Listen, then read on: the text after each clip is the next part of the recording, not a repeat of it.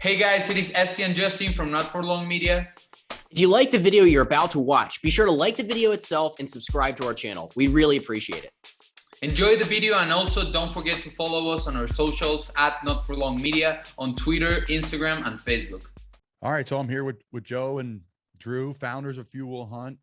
Two guys I've gotten to know a little bit. Full disclosure, so I'm on a flight from, I live in Cape May, New Jersey now, but I was on a flight from Philadelphia to Carolina. I'm heading back on a Sunday to go to work for the week of OTAs that run Monday to Thursday, and I was doing that a lot.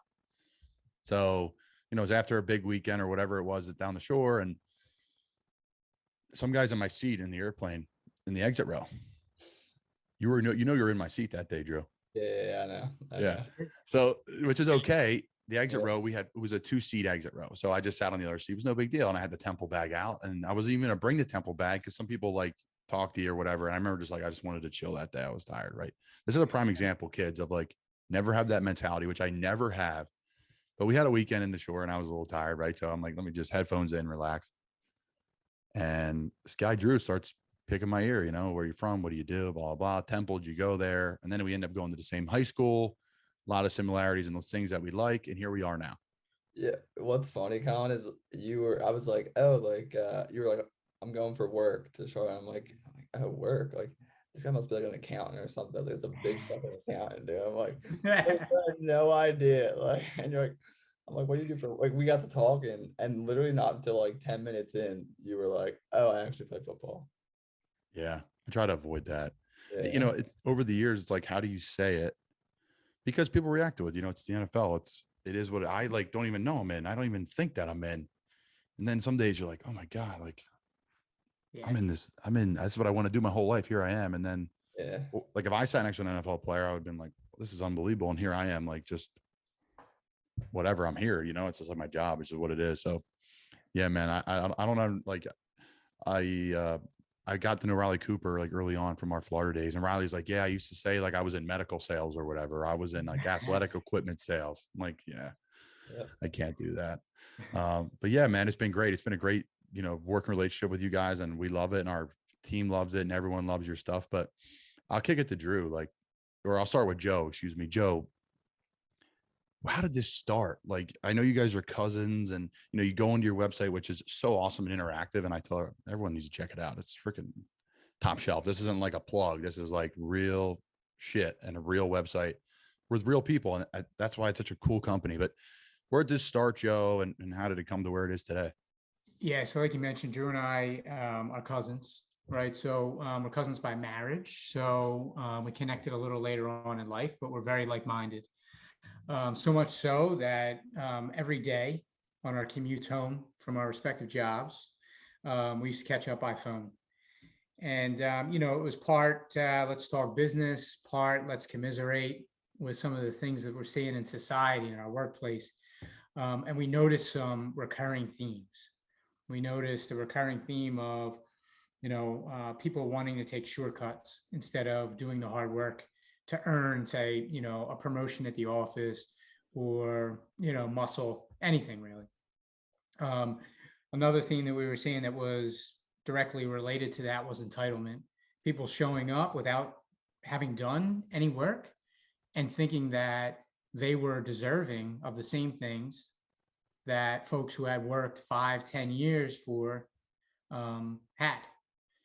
So we started to see these currents. And obviously it's the opposite of who we are. And we started to feel alone to a certain degree. Like, hey, is it us? Is it just us? Are we just bitching and moaning? Can I curse? I guess again. Yes, you can, please. Are we just bitching and moaning? Or, is something happening here? Is society changing? Has society actually forgot about the power and the dignity of hard work? Because hard work was the root of all of it. It was starting to erode, right?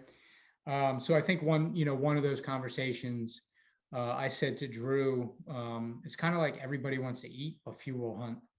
And that's a mantra that we actually say at my family cabin, right? And as soon as Drew heard it, he was like, wait a second.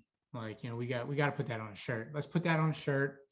And then our minds started going, we're like, and then we can build this community, and like, that'll be our battle flag, and we'll bring people that are like-minded, just like us, together, and we'll change society. We'll change the currents that we're seeing in society. So that's kind of how the whole thing started. That was 2017.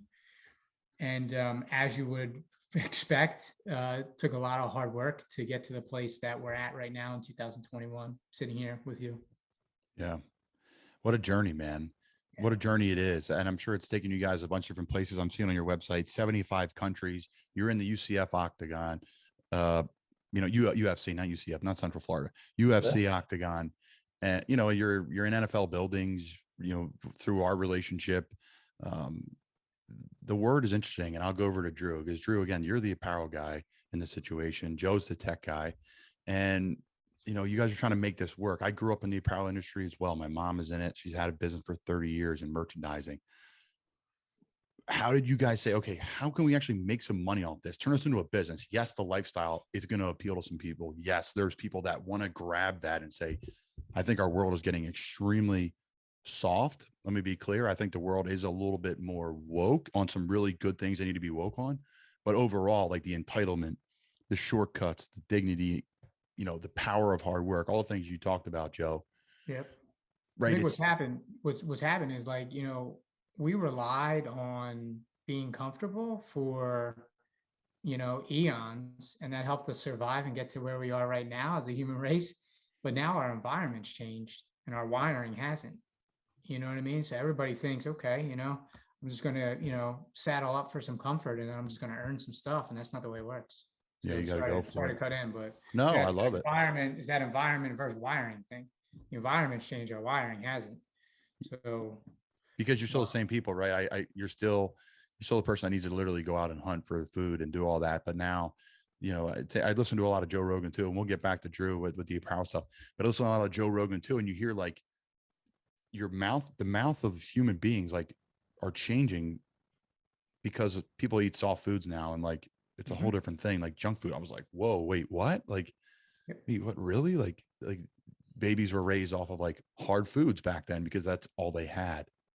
So it's interesting to see, where it's developed. And that's why I like Rogan, because he talks to so many different people. That's why I like having this situation, because we try to talk to as many people as possible, because he's getting opinions from everything. Drew, how do you guys monetize this thing? How do you say, okay, I'm going to put this on a t-shirt. We're going to make it a good quality product, right? Especially in the world we're living today with COVID, where, the supply chain is not what it used to be. Yeah. You guys are trying to grow your company. What have been some of the obstacles? And then how eventually, like, what was the original shirt and flag, and what was all that? So Joey went that night after I was like, yo, we got to put this on a shirt. Joey goes that night and like pulls up Microsoft Word and puts some text on his shirt. And we're like, and me and Joey were so in love with the mantra and the purpose and the vision that we were like blind. And we were like, this is the best shirt ever. We're going to sell 1 million of these. And to be honest, the design wasn't super hot. It wasn't what it is today. And we ended up not selling many of those initial runs. But what was different about us like anyone can start an apparel company nowadays. Like there's a lot of them out there. You can get blank t-shirts and you can print on them. But the one thing that always made us different was the purpose and the mission behind our brand and our shirts. Like every single shirt we have right now has a specific mantra or a specific meaning behind it that's going to match the way you feel that day. So realistically, we've always been so value focused and so mission focused that in the beginning, we were selling the highest quality garments we could construct at a super low price point, and we were not profitable at the beginning, and it was tough. We were like, we were selling shirts, we're moving inventory, but it was like where's all the money going? So we had to figure out different economies of scale and buying in larger quantities. Like luckily we started selling so we could buy more at a bulk discount. But it was tough. I mean, now we're still battling supply chain issues, especially with cut and sew, but we that's how we got to where it is today though. Yeah. And it's the grind. It's like it's not easy, but that's like what you guys embody as a company. So you're like, all right, we're just gonna keep pushing. Exactly. I mean, every message, I don't even want to say preach, every message that we live is exactly what got us here. You know what I mean? So if we say it, we live it. And that's why we're where we're at. I mean, in the very beginning, we weren't even trying to monetize the shirts. Like we were so, like Drew said, value focused, community focused. Our number one goal on a day-to-day basis was bring people into our Instagram community. That was our number one goal. I mean, it wasn't until you're talking about 2 years in, probably year and a half, 2 years in, where we said, okay, like the question was, do we have a blog or do we have a business? Like, do we have a community blog or do we have a business here? And honestly, the only reason we asked that question, I think, was because we were working 2 full-time jobs, right? It was time consuming. We loved what we were doing, but it was time consuming. We were sacrificing time with our loved ones to keep, the train on the tracks. And we also had put in a bunch of our money to buy inventory of shit that wasn't selling because we weren't selling it. Because like at that point, we had put it together. We had some pretty dope branding. We had like a couple hats. We had some better designed T-shirts, but they weren't selling because we weren't selling them. We were so focused on the community. Then we asked ourselves that question: do we have a blog? Do we have a business? And we said, "There's a way we can do both." You know what I mean? Like there's a way that we can live our mission and also provide quality stuff to our community to keep the lights on. You know what I mean? So yeah, no doubt about it. How do you guys grow the social media? Drew, I know you and I talked a little bit about that before when I was on the plane, but how do you guys grow it? Because you said, okay, are we a blog?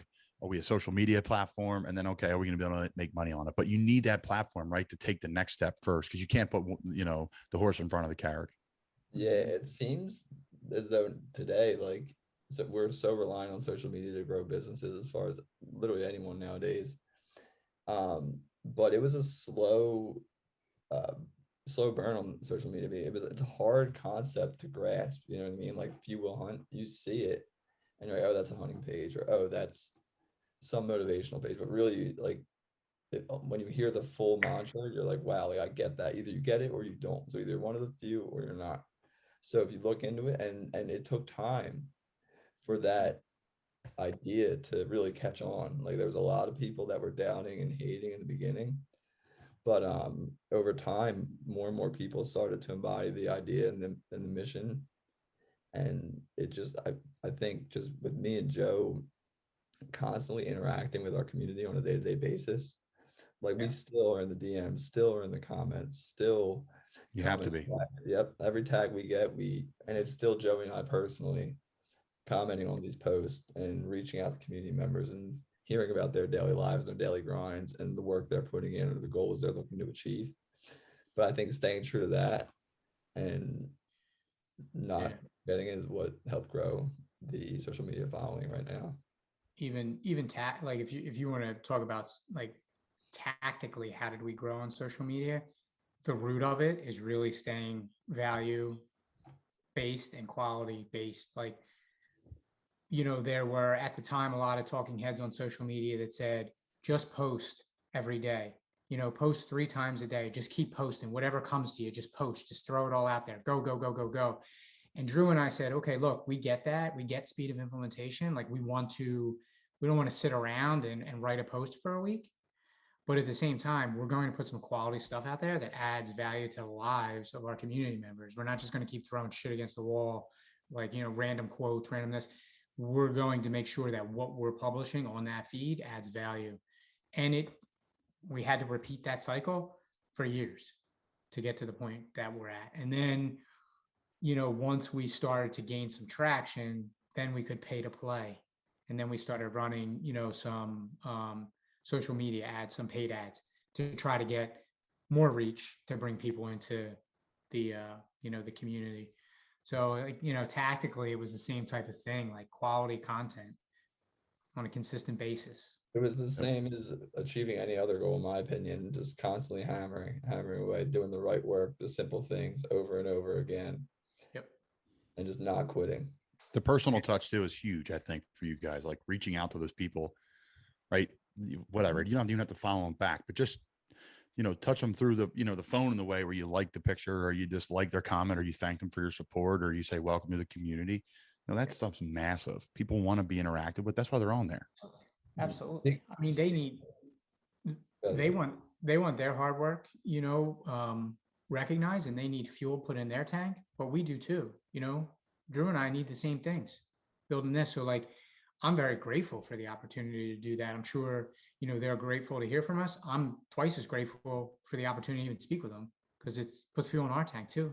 Yeah. What we're doing is working, No doubt about it. That's the nice thing about, again, from the merchandise standpoint that I grew up in with my mom and her business, people back then, they just came in and came for generations. They came back to the store, right? And they were always there for the holidays in Peddler's Village. And, we're here every year. We buy our pajamas here. We go here. We do this. Thank you. Thank you. Thank you. Now you get that still. Don't get me wrong. But our generation, I don't know, so let's say 40 and under, 35 and under, 30 and under, they are leaving Yelp reviews. They're on their social media. They're on those things. And there's a transition for that. As I transition to another point, I'll ask Joe first and then Drew, and you guys may have the same answer. You may not, but what's been the biggest surprise with all this? What's been the biggest surprise with opening the business? I know there's been hurdles, of course, massive ones, I'm sure, but what's been the surprise that you guys say, man, I didn't see it being like X, Y, or Z? Yeah, that's a really good question. So there's definitely been hurdles. And, one thing that we didn't talk about even with the social media stuff is like, we failed like a shit ton of times. Like we tried a million things on social before we found 5 that worked and leaned into them and then stayed consistent with them. Right. So there are definitely a lot of hurdles. I think that's a really good question. I think that for me, and we talked about this a bit earlier, like, there are people out there with strong movements that also have very simple, strong branding, one word brand names. You know what I mean? That you see them and you get it immediately, and I don't want to say it's easier, but it's simpler, I think, sometimes to attract people to that type of movement because they get it. Strong, road, whatever it is. So for us, I think I did come to a point where I was surprised that we could attract so many like-minded people with a complex mantra. In my eyes, complex. Now I see it as very simple. Now that I've been talking to people and they're like, I love this shit. It's so simple. It's polarizing. But that was a surprise for me because I was scratching my head early on thinking to myself, okay, like, how do we explain this to people? It's so powerful, but how do we explain it? And then I reached that moment of surprise where I was like, a lot of people out there get it. A lot of people get it when we started to see traction. No doubt. What do you got, Drew? The biggest surprise for me definitely is when Joe and I started this. We were just 2 guys working hard and posting about it on Instagram and like thinking there's people out there that feel the same way that would enjoy this kind of community and this kind of content. But when we get a review or a message that says, thank you so much for what you do, you saved my life and I was going through a really hard time, and your post or your apparel really gave me what I needed to get through, what I needed to go through. And I really didn't think about the level of impact that we could have on someone's life before we were actually doing it. And there's a real messages from real people that we get a lot of. And I wasn't ready for that, to be honest. Yeah, both interesting points, especially with the name, right? Few will hunt. I'm running into it with Not For Long Media. Again, my mother's company, Lace Silhouettes Lingerie. I bring back to my mom. It's, so Lace Silhouettes, she's like, what is this? I don't even know. People don't know what it is, but it's been business for 30 years and she has 6 of them and has a retail empire, and the name isn't maybe what it is. And then for me at Not For Long Media, everyone's like, well, it's negative. It's a negative connotation. Well, is it? I don't know. I mean, the thing is, it's a good crate. Like, few will hunt. What does that mean? Well, I got to go to it and check it out. And a lot of people have that brand name, but like, what the hell is Uber? No one knows what that is. And then they get on it and they figure it out.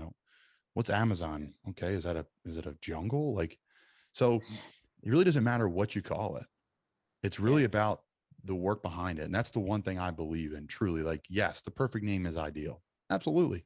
But like, how many of them are in the world? Like, not many. They're all taken. They're not all taken. Go ahead, Drew. It's the power of a strong brand, in my opinion. Like your mom, for long, and Amazon and Uber, like all those people and all those companies have one thing in common. It's a strong brand. Like, you don't have to, when you experience it, you don't think twice about what it is. Yeah. Right. Sure. So that's the whole thing I'm fighting with. Like, here again, it's not even a fight, but just, we're Not For Long Media. What's the NFL stand for? Not for long. That's what we're doing. That's what we're going with. You go around and just Action Park Media. Well, they're a huge media conglomerate. What are they? What's Barstool Sports? They're the ones that probably hit it on the head. But for them, like Barstool, they don't even talk sports. Through 90% of their business probably isn't even sports. Not anymore. Not anymore, right? They pivoted just like you guys have pivoted. What's one way you pivoted? I'll kick it to Drew from where you started, right? And we talked about this, the hurdles, right? Half the hurdles are just you're pivoting. Social media, we're going here. Well, hey, we're getting a lot of likes here. We do it here all the time. I'm constantly pinging the team. What do you guys think we should do? What do you think we should do? And then I'm thinking, well, I think we should do this. And they're saying, hey, the likes and the impressions show when you do X, Y, and Z, this happens. Did you find the same thing, Drew, with social media or the marketing approach or the t-shirt approach? Where'd you guys pivot as much? I would say our biggest pivot, and I think Joey would agree with me, was into fightwear. So we set out just apparel, right? We were like, we're going to do t-shirts, we're going to do joggers, we're going to do shorts and high quality apparel, which is still what we do to this day. But we started doing some fight tees for a couple of UFC fighters. And they were like, hey, like, do you guys make rash guards? And we were like, what are they? I mean, now Joey and I are training jiu-jitsu, so now we fully understand what rash guards are.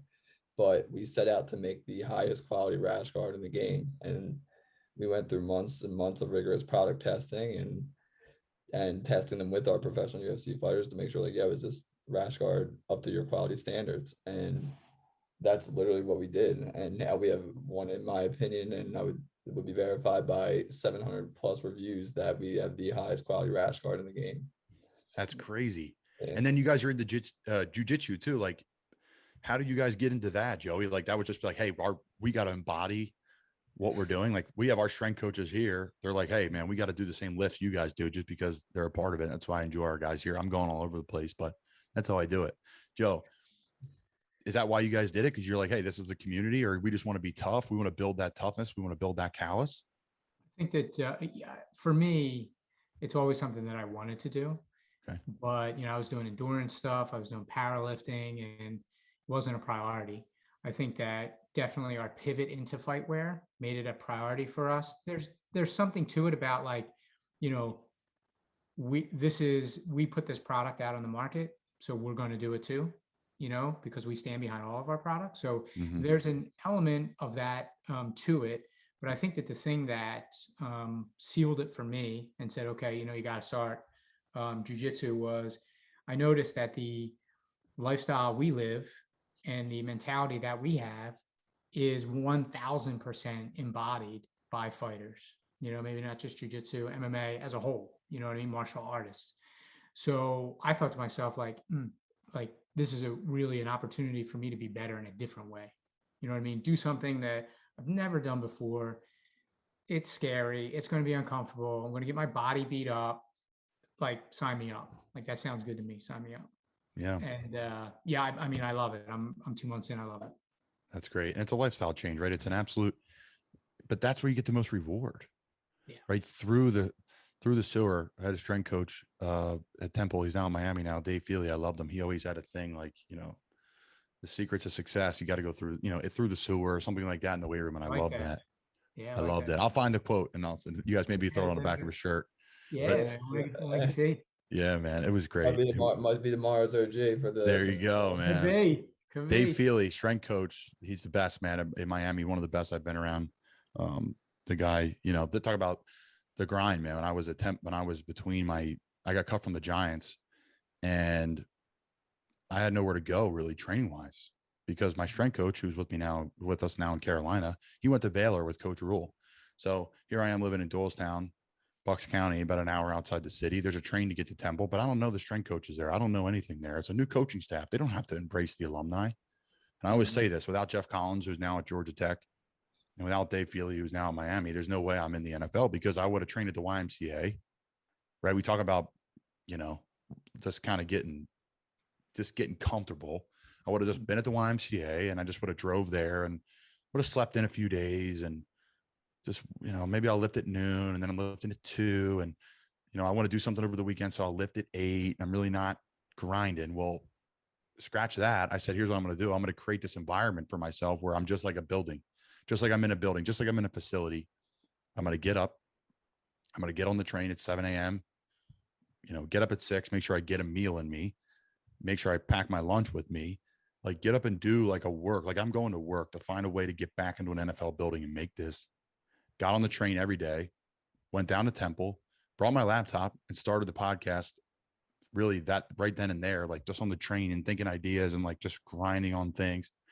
And then would take the train, work out of Temple because they allowed us to come back in the facility, right? People don't have to do that stuff. That's not normal in football. 50% of the time, if your coach leaves, the next group, you just don't feel the same welcoming. So yeah, I ended up just grinding. And that was like, I'm off course, but that's really what you guys are talking about, is like just creating that environment. You're getting in, you're pushing your training boundaries. Again, you talked about being away from family and friends. You're working a ton. Now I'm going to go do this crazy training, jujitsu, right? That's not something you just roll into. That you got to make sure you're getting your fuel right, pre and post. You got to make sure you're hydrated. That's another hour of your day just thinking about what you need to do so you can perform, plus work, plus the actual physical activity. So I think it's a great discussion that and I'll open the floor to you guys. I'll go to Joe, is like creating that full day, creating that plate. It hardens you. It really does. For me, when training camp starts getting close, I try to go longer, not longer workouts, but I try to make my days like longer with football, because when you hit the building, your days are like 12 to 14 hours and you're just soft. You're not a soft person. You guys ever run into that? Like, Joe, you have a busy part of the year and then a down part of the year, and then you have to get back into the busy part. What's that struggle like, if there is one? I mean, I've definitely gone through that in my life. I think in the past, 5 or so years, especially with Drew and I building Fuel Hunt, we've tried to keep the load heavy at all times. You know what I mean? You have to. Because that keeps you, at peak performance. Now, can you burn out? Yes. Have I burnt out over, those few years? Absolutely. Have I been, short-tempered or, maybe not in the best headspace sometimes? Yes, because I was breaking myself. You know what I mean? But for the past few years, I've kept the load heavy. Everything I do, I have an intention behind it. And I'm big on environment as well. Like you said, I'm going to create an environment, specifically the environment that looks like where I want to be, the vision I have for myself, for my family.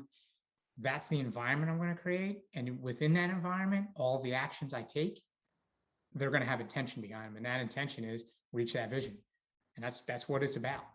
So I don't watch sports all that often, you know what I mean? Because that's something that I had to sacrifice, to get to this place personally.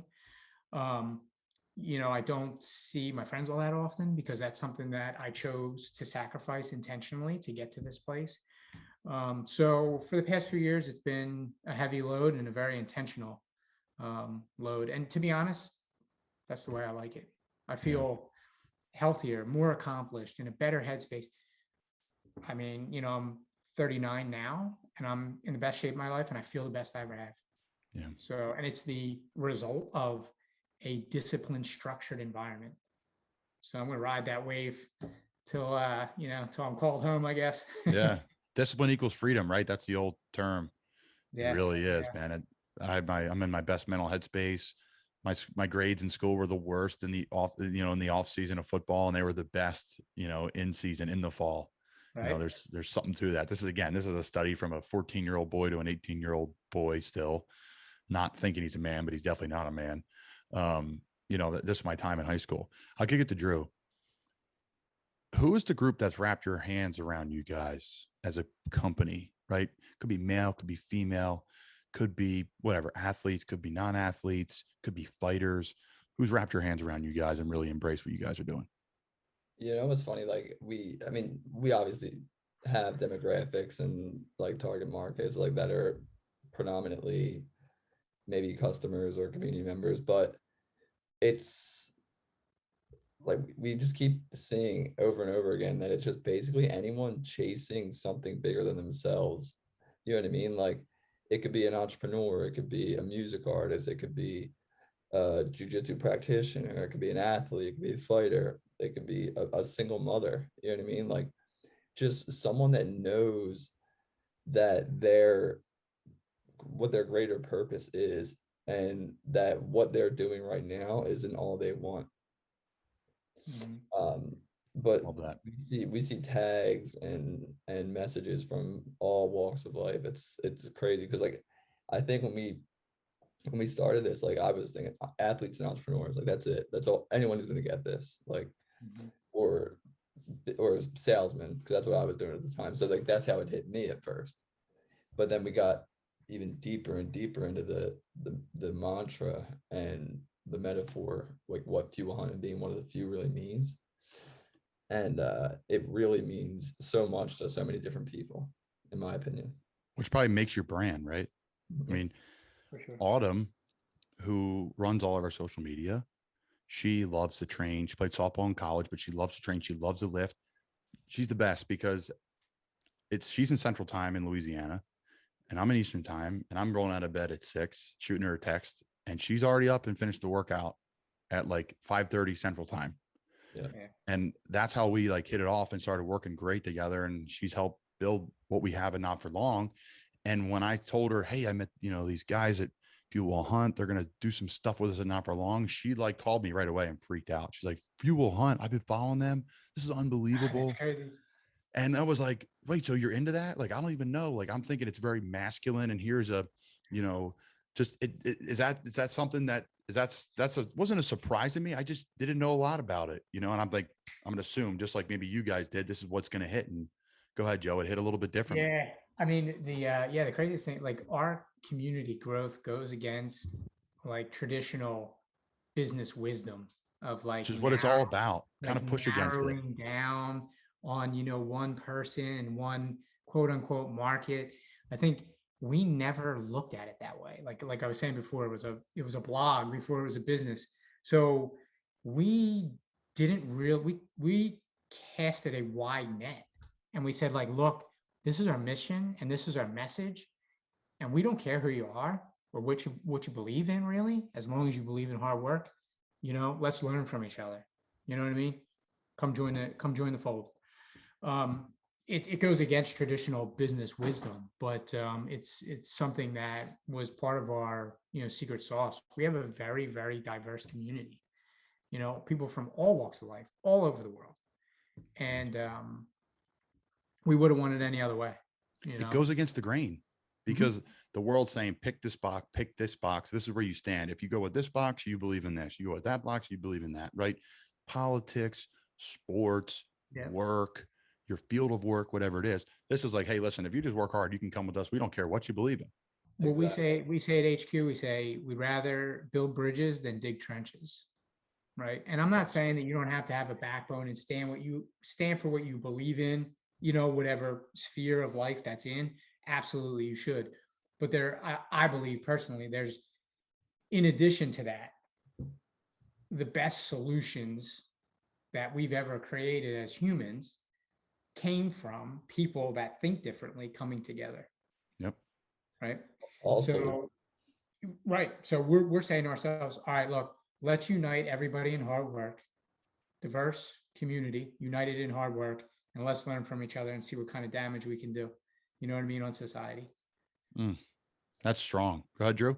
there's one thing that pretty much it seems as though everyone in the community does, and that's they train every day.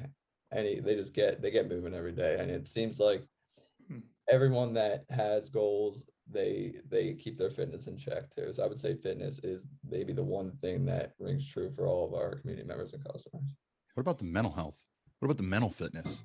Oh yeah, right? Absolutely. Yeah. And that's what movement is. That's what movement is at the end of the day.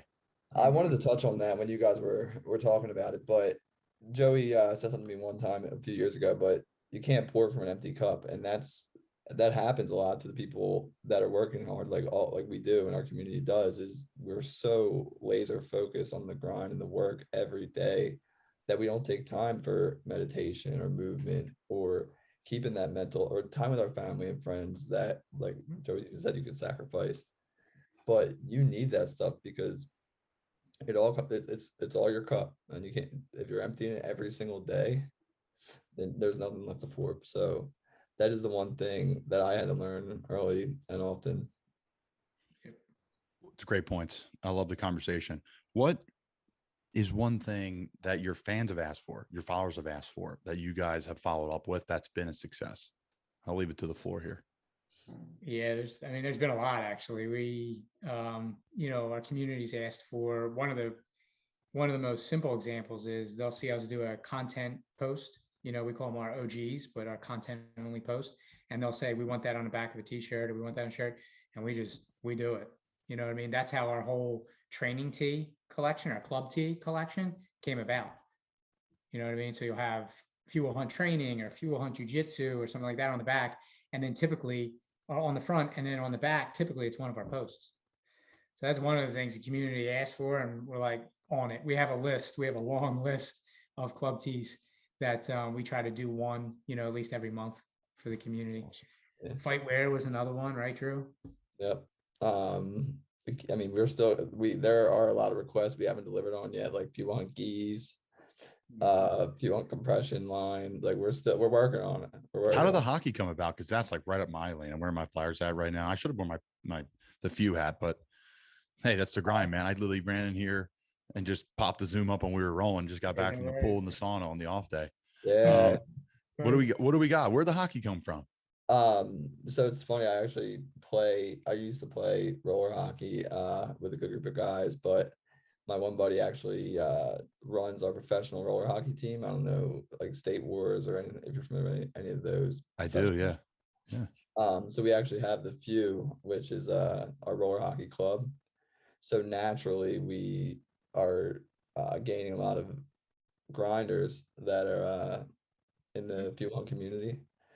But so yeah, that's where the Few Hunt hockey came from, because they were requesting like we need a Few Hunt hockey shirt, and we got honestly some Few Hunt hockey gear that's in production sampling, including gloves and bags and maybe even sticks. But I mean, they take longer to get to market than some of our other items. I love it. That's great. What's next, Joe? What's next for Fuel Hunt? What's next on the docket that we can share? Everything. Yeah. I mean, honestly, we feel limitless, to be honest.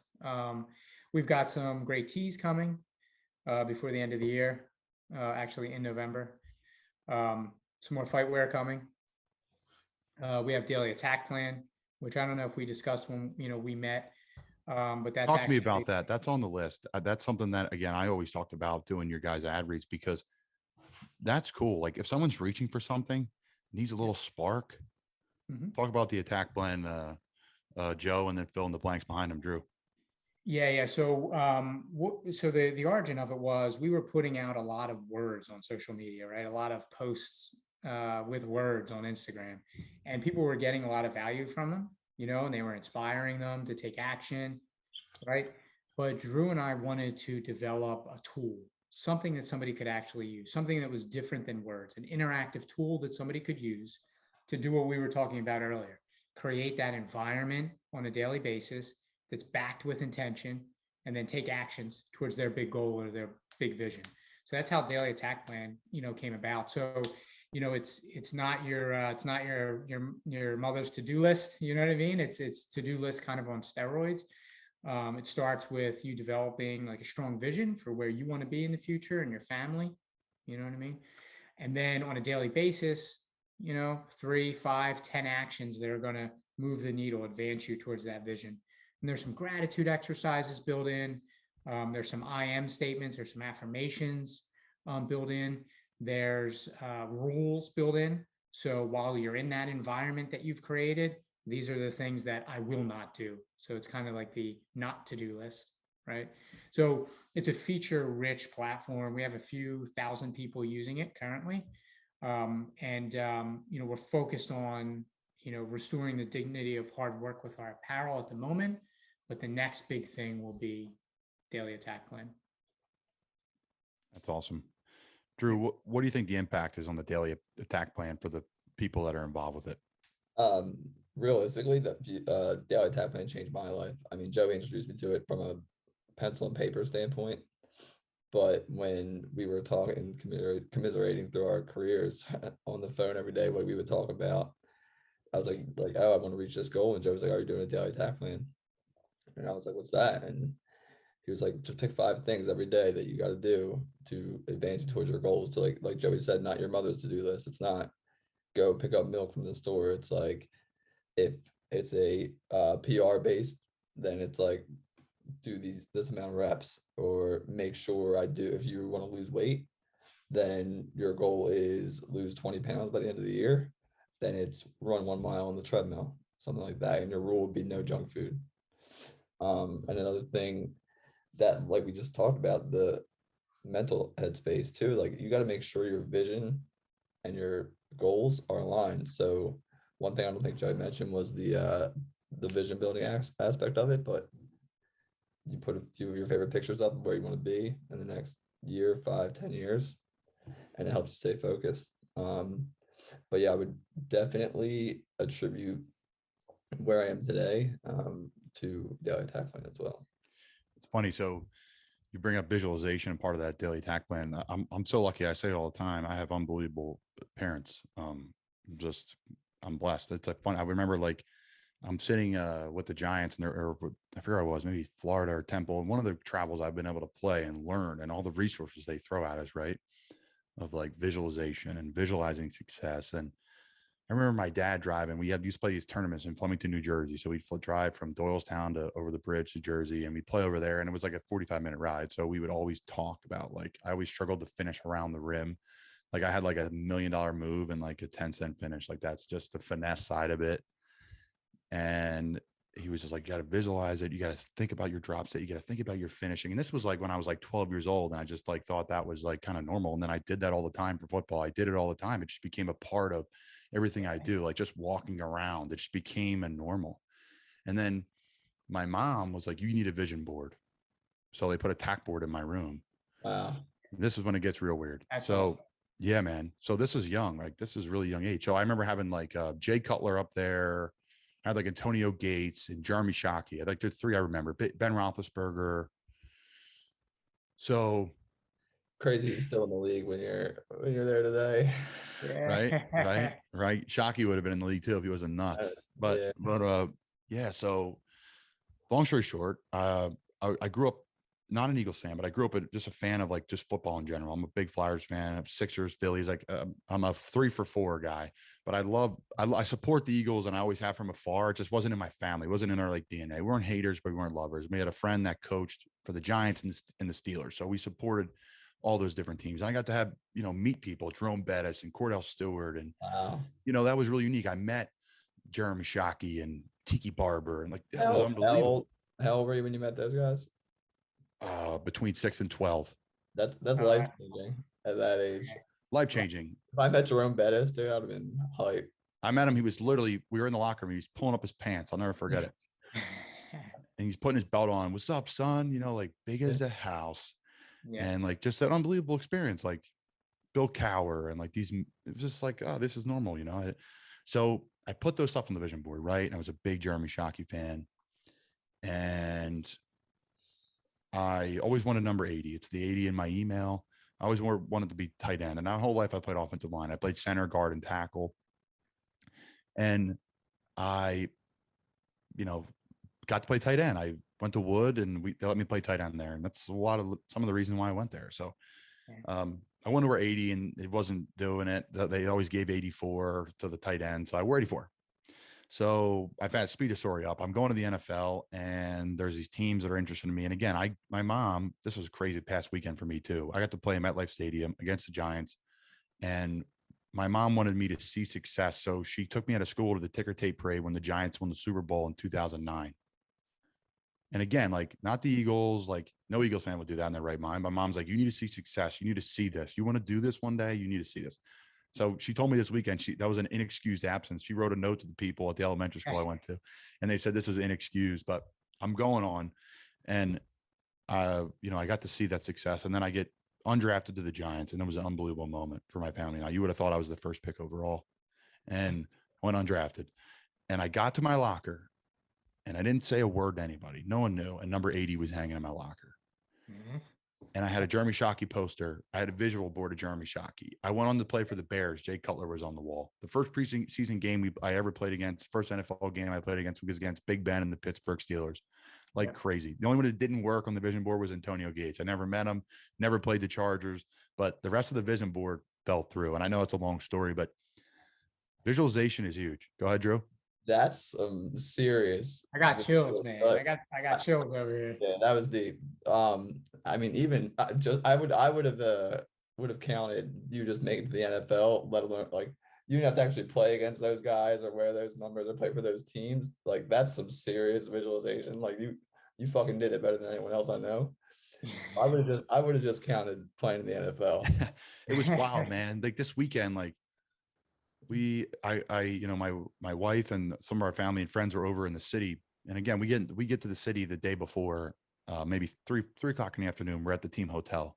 We don't have a meeting till about 8 o'clock at night. So they give us time to go to dinner and see people. So I took the PATH train over from Jersey City to Ground Zero, which is unbelievable. If anybody has a chance to go see that, and what they've done is just remarkable for such a obviously terrible thing. But it was unbelievable. Like I'm walking these streets here. I'm playing the New York Giants tomorrow. I'm in the NFL. Like it hit me like a ton of bricks. I'm like, this is crazy, Mom. I called my mom, trying to hold back tears. I'm like, Mom, like we saw the ticker tape parade right here. Like this is crazy. She's like, I remember seeing Eli Manning like saying like, I can't believe I do this and I did this. It's just visualization is so strong. Yeah, I think it gets, sometimes it gets a bad rap because folks aren't doing the work. Yes, exactly. Everyone thinks, oh, I just visualize it, it's just going to happen. Right. So like, even if you create an account on Daily Attack Play, that's like one of the first things in the visualization article. It's like visualization. I don't believe in that stuff. You know what I mean? It's like it's mumbo jumbo, but it's not. You have to create that mental movie for yourself. And if you do a really great job at that mental movie, it starts to expose the work that you need to do. And that's the 5 things you're talking about, right? Like that's all the visualization is. Yeah. You start saying no to things that are going to pull you down. Exactly. You have to be open to receive it. You know what I mean? And for me, the way I think about it is like, the way that I stay open to receive what I visualize is by doing the work to earn it. And like, it may not, like you said, there was one thing on your vision board that maybe didn't come through yet. You never know. I mean, Antonio Gates, I mean, I'm tight in the NFL, man. I'm very lucky, Yeah.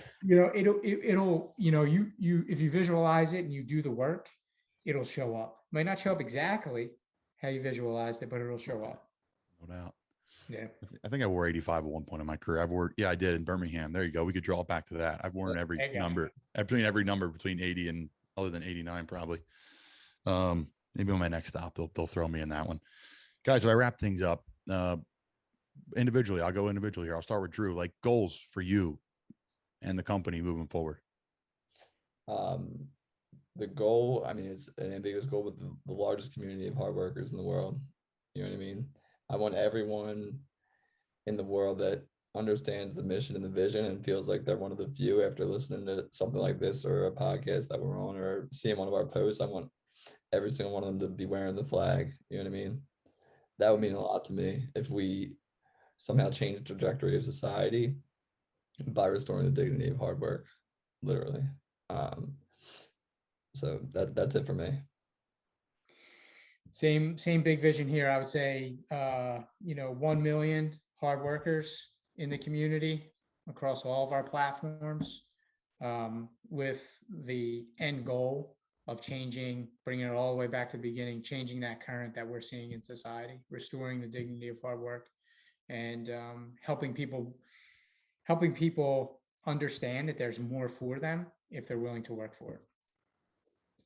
Love it.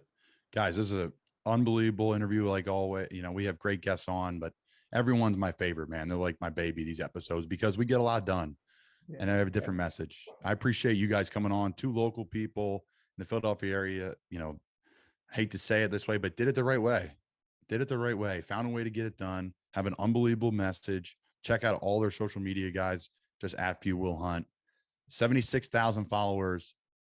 Next time we have you guys back on, you guys will be at 1 million, hopefully in a couple of weeks.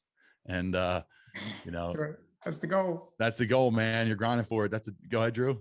Yo, I got to do a vision board for Mrs. Thompson, dude. Like, I got to talk to her. Dude, she's a warrior, man. She is Few Will Hunt. Her new thing and what we do with, shout out to Ange and Sydney, my wife, is like women, like just women, like power, women, all caps, like just women, our boss, and that was like something, again, I grew up with, like in my house, both my parents work, but my mom was like a kick-ass entrepreneur. How many people, again, that doesn't slight any other mother, but I remember my mom would go to work, talking about a badass. She would go to work in the morning before we got up, get the stores open, get the inventory going, and then come back for breakfast, then go to work, drop us off at school.